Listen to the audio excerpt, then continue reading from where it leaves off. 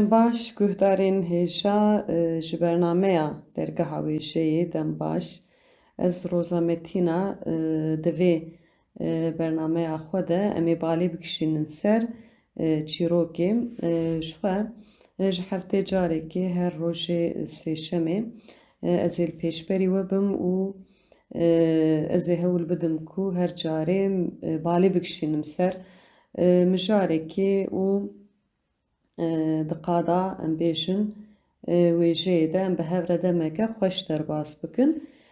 Di destpêkê de ez dixwazim balê bikişînim ser wateya çîrokê yanî girîngî û taybetmendiya çîrokê di jiyana Kurdan de çîrok di heman demê de yanî ciyekî çawa digire û em bêjin di gotin û ravekirina çîrokê de rolü misyona jinan bi çi rengî, rolü misyona dengbêjan bi çi rengî û herî dawî jî ez ê bi xwendina çîrokekê biqedînim. Ez ê çîrokekê bixwînim bila niha ew jî wekî sürprîzekê be.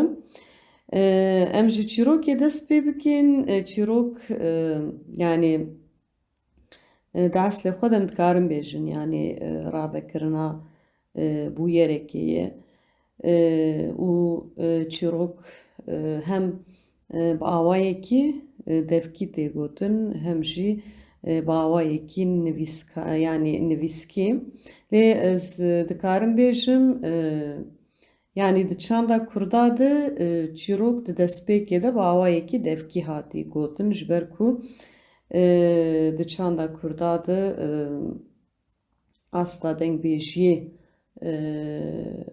pêşketî û em bêjin bi sala yanî bi saya dengbêjan çîrokên em bêjin gelek kev hatî heta roja îro.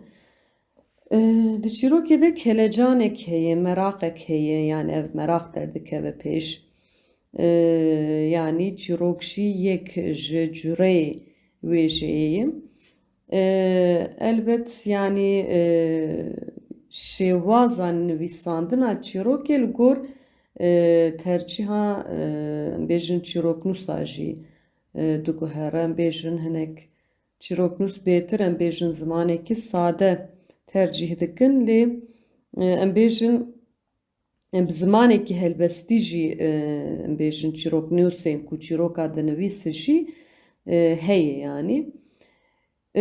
Em dikarin têgehên çîrokê çawa pênase bike bûyerê, der û dor, mekan, dem di heman demê de jî em bêjin lehengên di nava çîrokê de yê honandina çîrokê bi xwe ye yanî ew honandina çîrokê di eslê xwe de bi ahengeke çawa pêş dikeve ew bi rastî gelekî girîng e yanî di heman demê de jî em bêjin di çîrokê de hejmara kesan herûha ji xwe çîrok em dikarin bêjin yanî cureyekî wêjeyê yê Kurd yanî li gor romanê çîrok elbet hîn Kurdtir û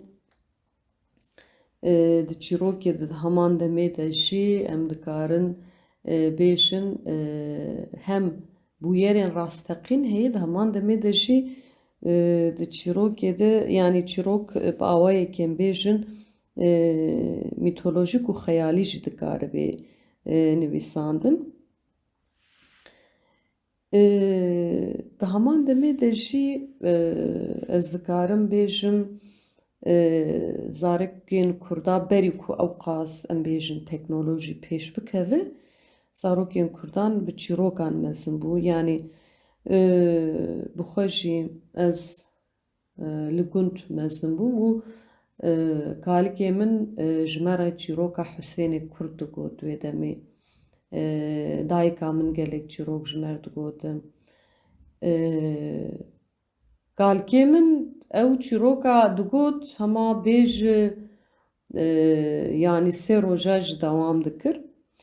Lê wê demê yekî Alman hat gundê me û ew çîrok wergerand yanî qeyd kir ez bawerim niha wergerandî zimanê xwe jî Yani mixabin gelek çîrokên me ên ku hatî wergerandin yani wergera wê Tirkî û zimanê wekî dinê hatî kirin û wekî ku ew çîrokana îde Tirkî bi yani ne bi Kurdî bi hatî nîşandan em dikarin bêjin dibin navê wergerê de jî qirkirinek wêjeyê hatiye kirin.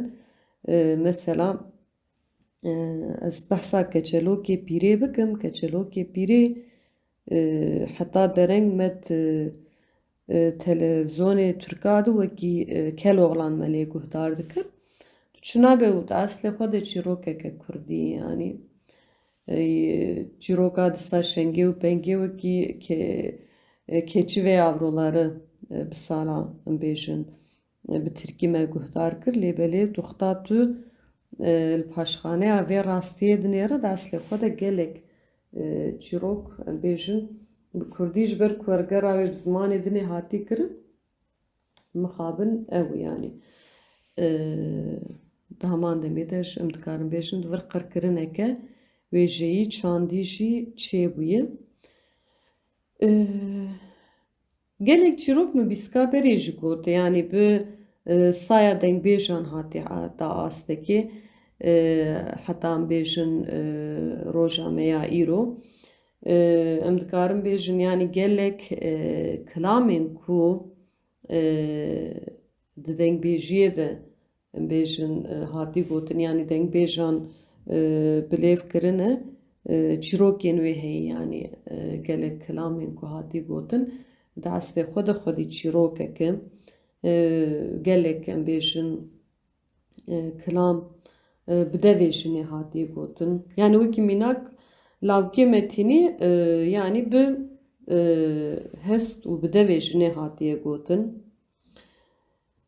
Lêlê daykê heyranê de tu rabe bi xwe ke bi xwedê ke roja şemiyê serê min bişo û xemla min li min ke pisk û tembelîka min li ber eynika min çêke hey lêlê hey lêlê delalê keçik dibe lêlê dayikê heyranê bişîne pey lawikê me tînî delalê malê bila bêje nava sîng û berê min li keçikê wî ger tê min dixwaze bê min bixwaze ger tê min direvîne bila bê min birevîne ger min narevîne wê min sibê birê bikin hey lêlê hey lêlê hey lêlê delalê ay feleka me xayîne gidî me dixapîne narevîne hey delalê yani bi rastî ji me ku em gelek kilama dinêrin yani gelek kilam xwediyê çîrokekê de eslê xwedeyan di naveroka xwe de em bêjin çîrokekê dihewîn û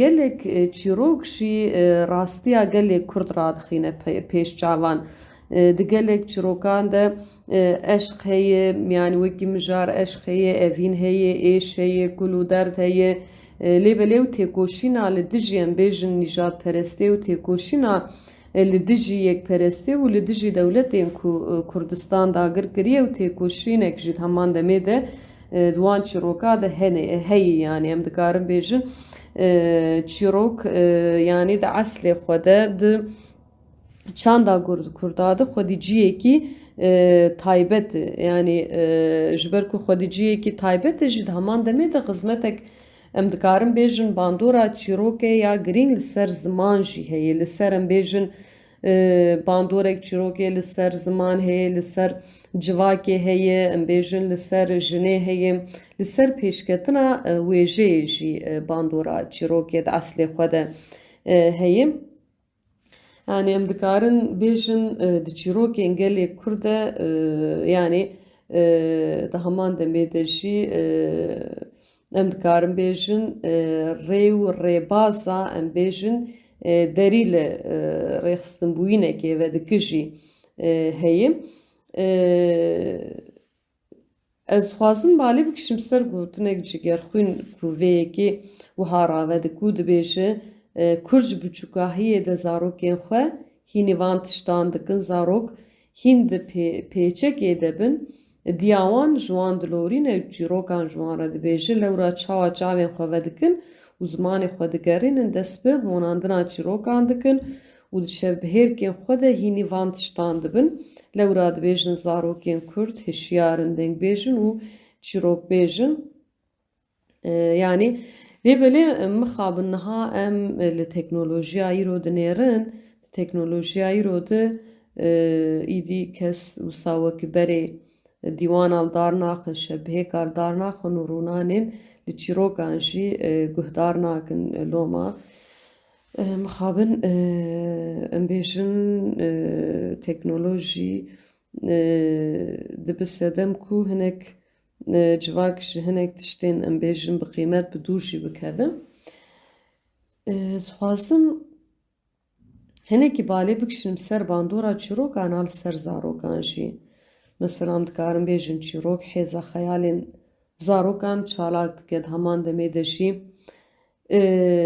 dibe sedem ku zarok bêtir tiştan fan bike. Zarok di qada civakî de pêş dikeve, afirîneriya wan zêde dibe, xwe rehet dikarin îfade bikin. Yani gelek fêdeyê çîrokê hem di heman demê de jî ji bo wêjeya zaroka jî heye. Elbet wêjeya zaroka mijareke taybet ya wêjeyê jî me re dikarin di bernamek dinê bi taybet li ser bêjin wêjeya zaroka jî bisekinin. Em dikarin bêjin di nav folklora Kurdî ya devkî de dewlemendiyeke herî mezin bêguman çîrokin. Yani di heman demê de jî çîrok beşeke folklorê ye. Em dikarin bêjin gelek çîrok ji bo çîrok zan bi kelecan û motive bibe wiha dest pê dike. Hebû carek ji caran xêr û xweşî bibare hazir û guhdaran. Bi tevî derî û cîranan, bi tevî pepûk û xizanan, bi tevî rêw û koçberan. Şengilo birev bivirê, mengilo birev devirê. Hoza moza goluk çûne serê soza, kele doşxweş e li ser pîvaza. Bi rastî jî yani duwarên bêjin li hevhatinê de zimanê Kurdî bi rastî jî gelekî zimanekî xweş yani gelek tişt û lê dinêre bi awayekî bi hostatî li hev anîye.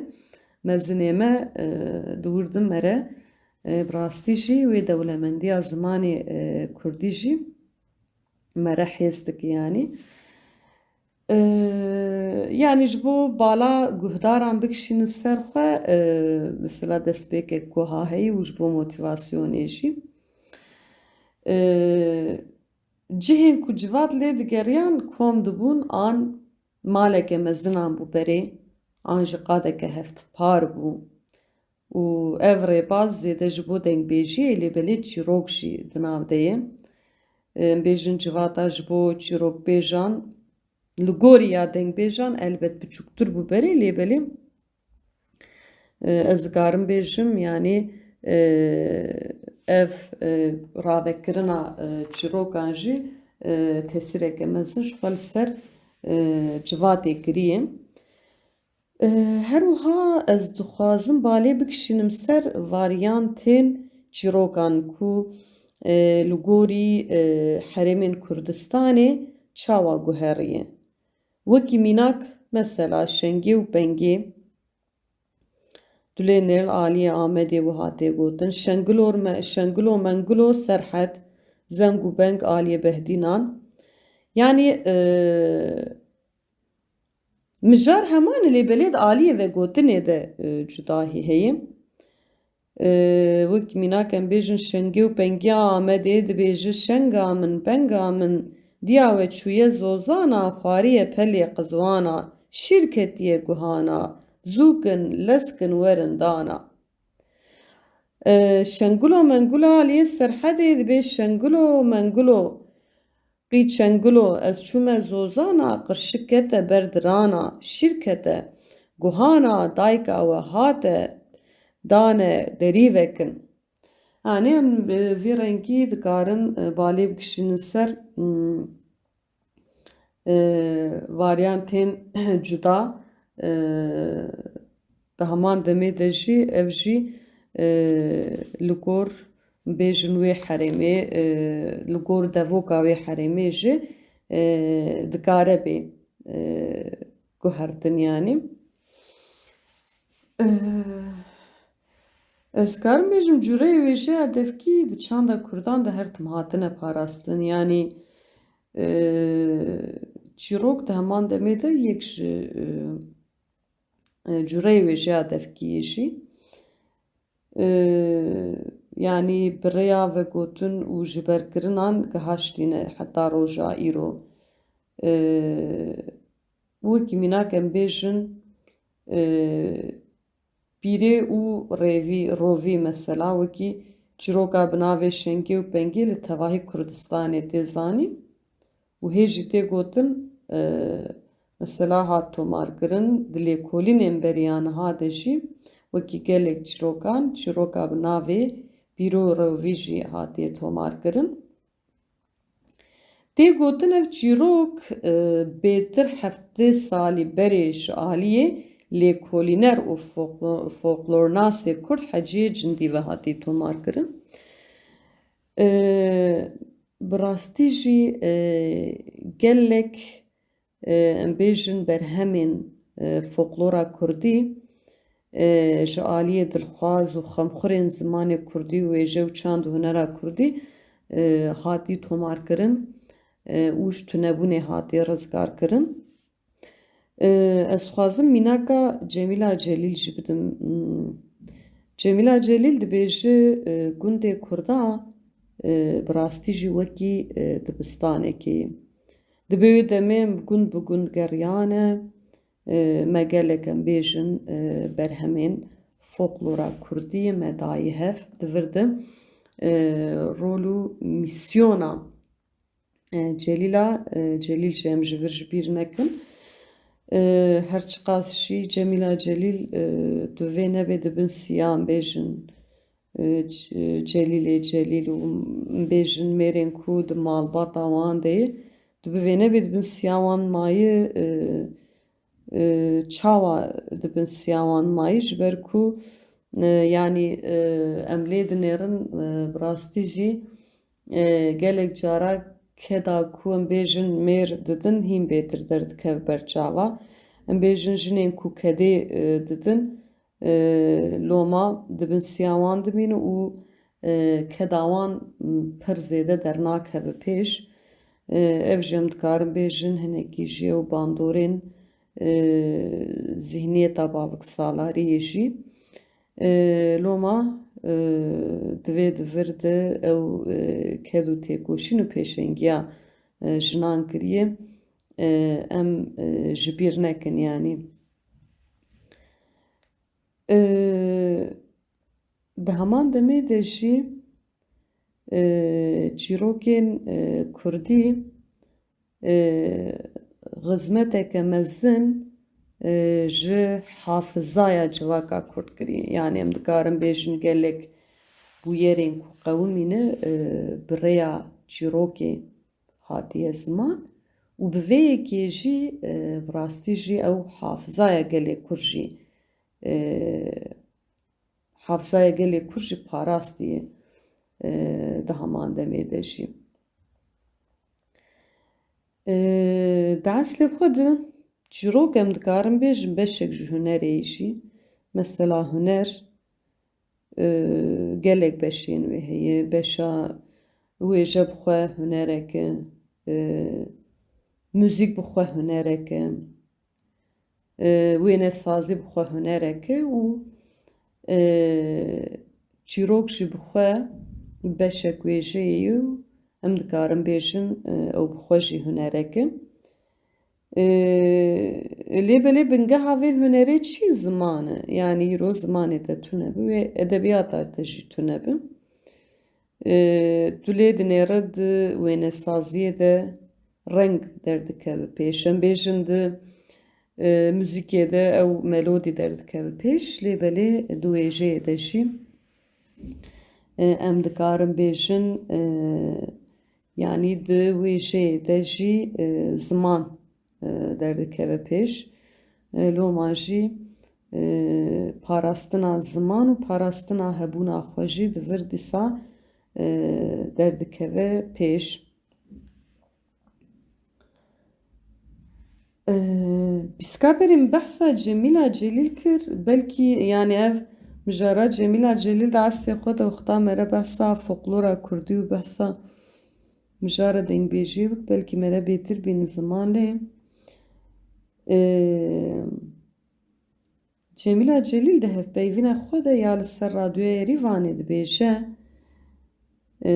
di dema bavê min de jî dema min de jî peydakirina dengbêjên ji bo radyoya Êrîvanê pir dijwar bû. Di nava Kurdan de gelek jin hebûn ku dengê wan gelek xweş bûn.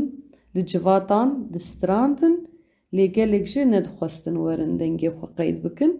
Carekî jinek bi navê Gulîzer hat radyoyê çend stran got û me qeyd kir. Dengê Gulîzerê pir xweş bû piştre zewicî. Ji bo stranên Gulîzerê pir daxwaz hebûn lê her ku li ser daxwaza guhdaran me stranên wê diweşand. Hevjînê wê jî heqaret lê dikir.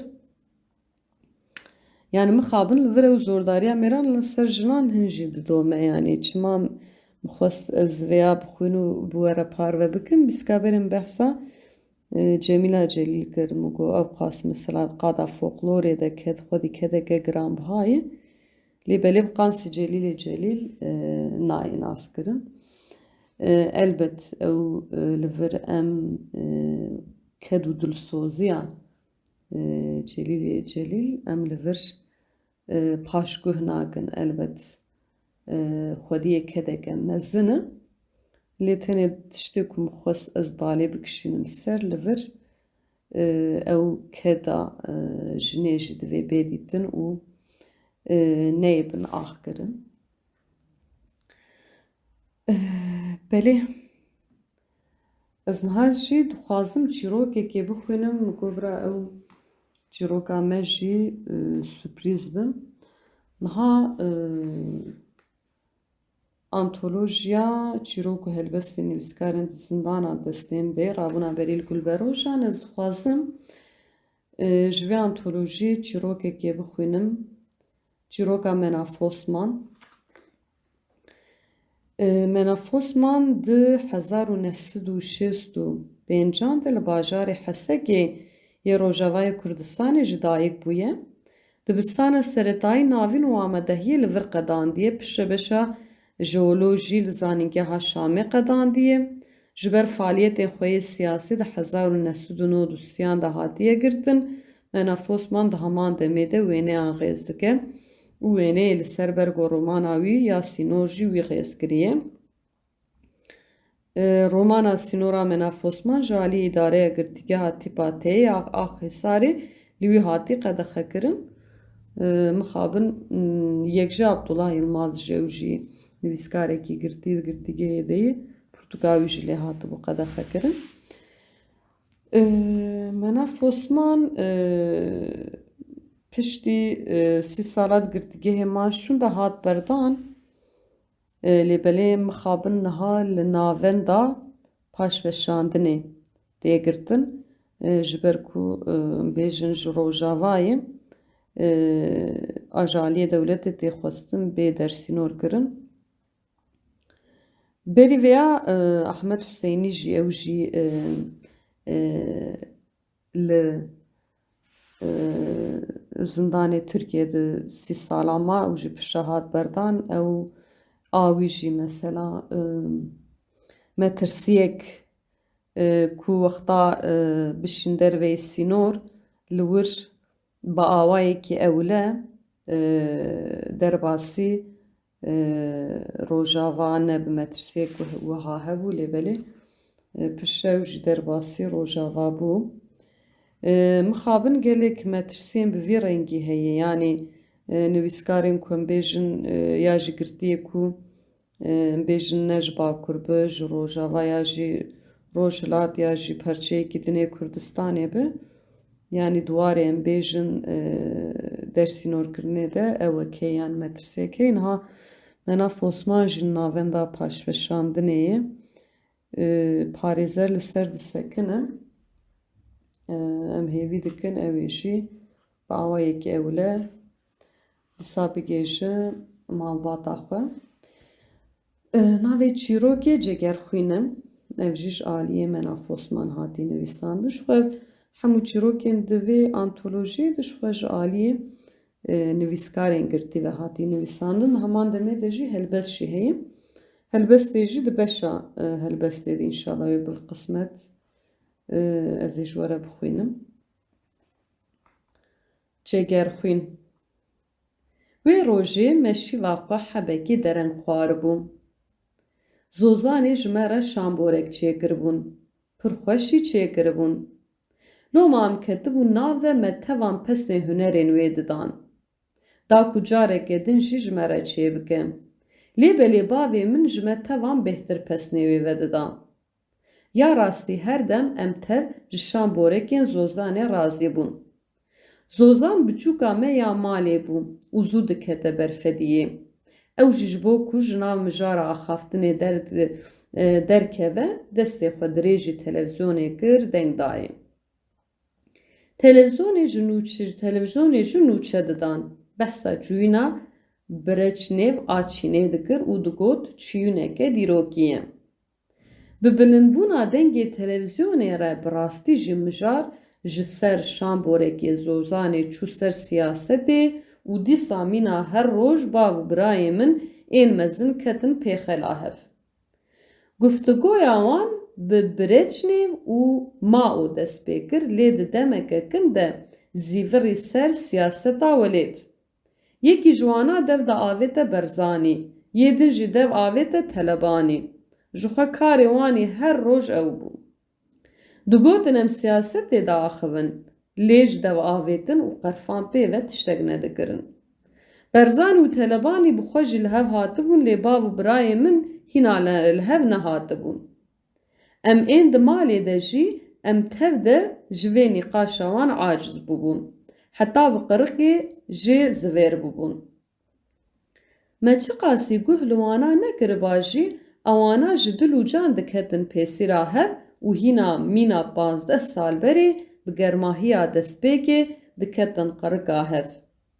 Ev pevçûna wana herî zêde kêfa min û Zozanê de anî. Ji ber ku ê me em apocî bûn. Wana çi qasî hev du qes bikira hew qasî ji me re baş bû.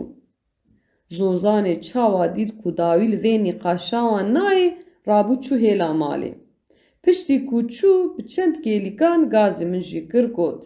Were ev dik, vaye Hemrînê hatiye bangî te dike. Min di cî de xwe avête derve.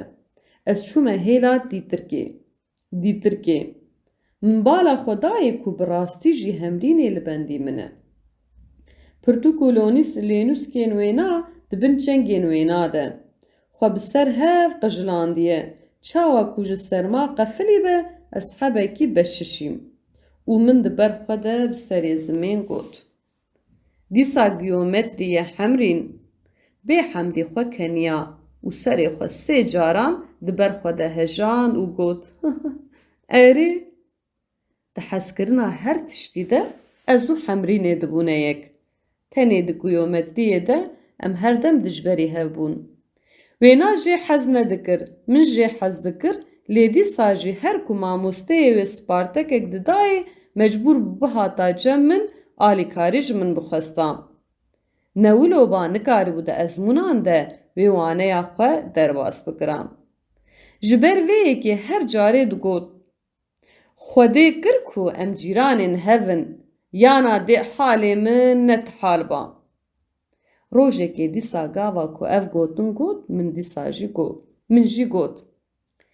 Ez ne cîranê te ba me jî dê xortekî cîranê we heba ku alî te bikira. Wê çaxê bertekek wê li hemberî vê gotina min çêbû ku min qet jê texmîn nedikir. Hefteyekê sax ji min xeyidî mabû.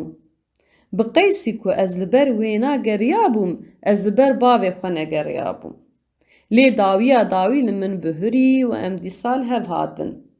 Lêbelê vê carê em hîna pev şêrîntir bûbûn. Me dilê xwe ji hev re vekiribû û me rastiya hevdû hîna baştir nas kiribû.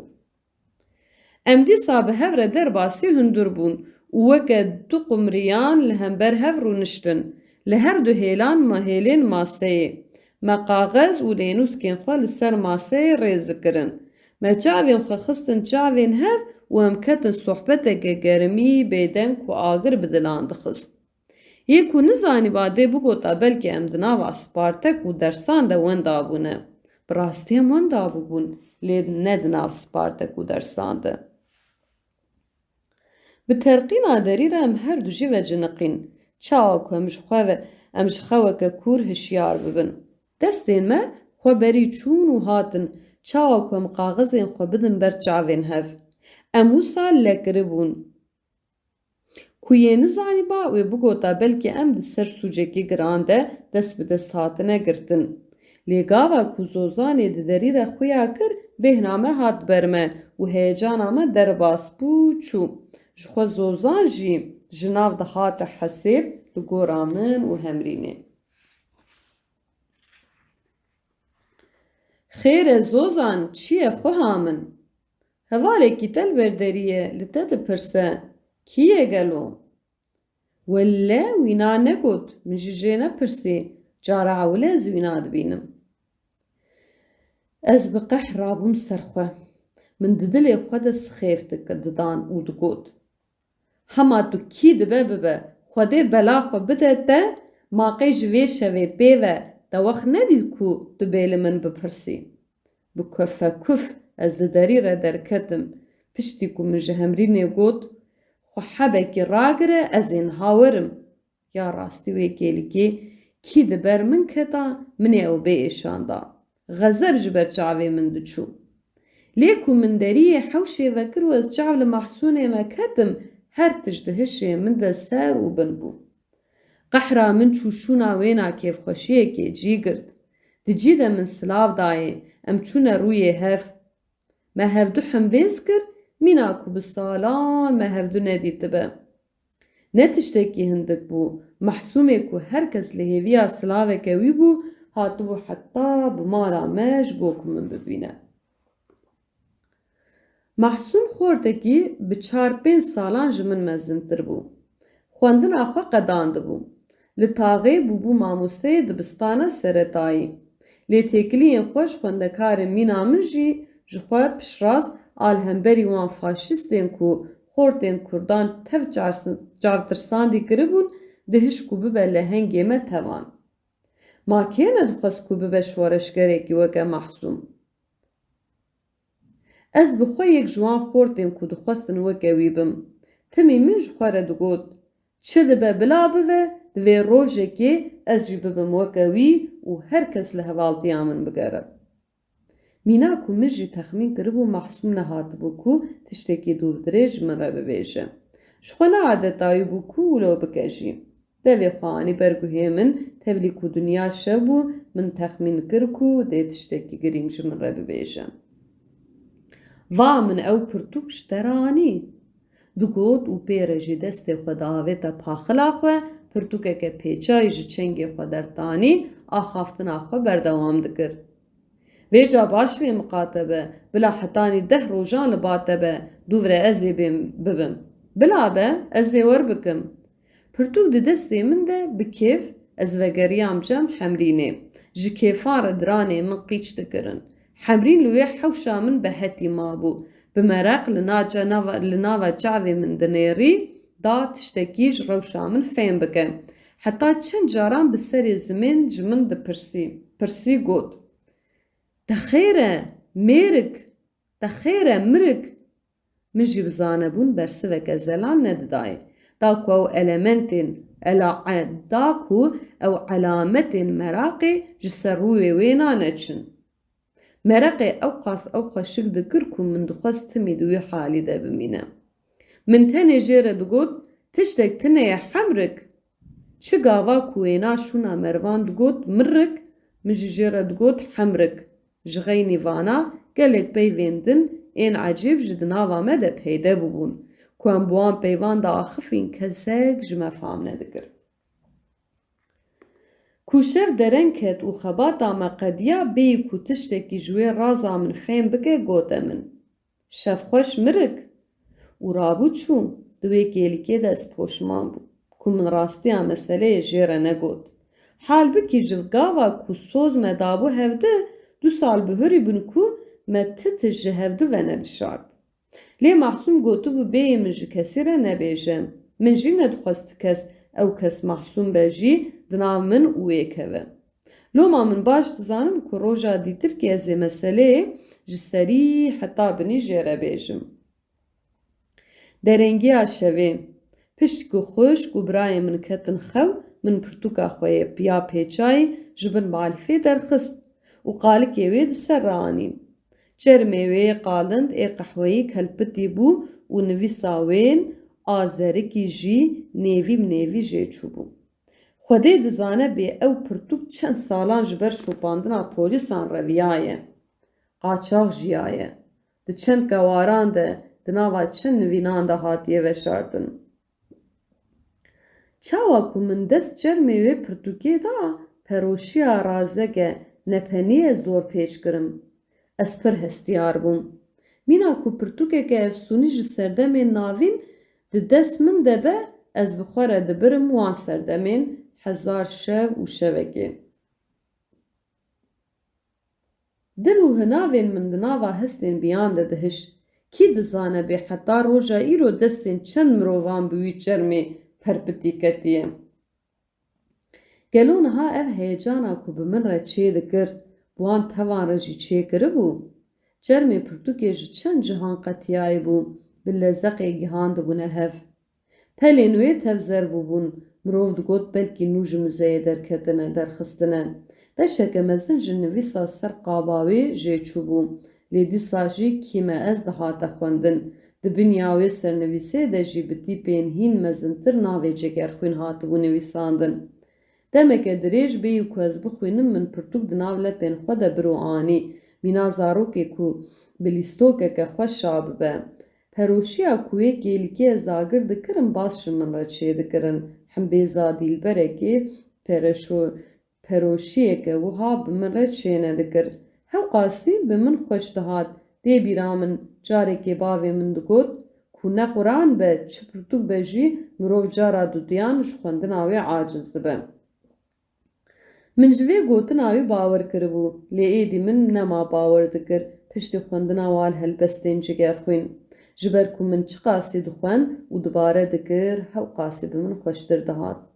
Ji wê rojê de her ku diçû hezkirina Cegerxwîn bi min re zêdetir dibû. Heta rojek hat ku dilê min kire du alî. Aliyekî wî de cî kir, diyê din jî ma ji hemrînê re. Her du hêlên dilê min jî her gav bi hev re di berberiyê de bûn. Geh aliyê hemrînê zorayê Cegerxwîn dibir, geh aliyê Cegerxwîn zorayê hemrînê dibir. Min jî nizanîbû bê ez ê li kîjan hêlê cî bigirim. Nêta min ew bû ku ez hezkirina xwe ji her duyan re bi wekhevî berdewam bikim. Lê min nikaribû. Ez geh li vê hêlê bûm, geh li wê hêlê. Min qet nizanîbû ku wê rojek bê ez ê ji mecbûrî bibim du perçe di navbera her du hêlên dilê xwe de. Belê ev jî çîroka Menaf Osman ya bi navê Cegerxwîn bû. Bi vê xwendina çîrokê jî ji bo îro em hatin dawiya bernameya xwe sêvî dikim ku we tamek ji vê bernamê girtibe. Niha xatir ji we dixwazim heta demekê dinê bimîn di xêr û xweşiyê de bi hêviya ku em mijareke dinê bên pêşberî hevdû di vê bernama xwe de me balkişan ser çîrokê balkişan ser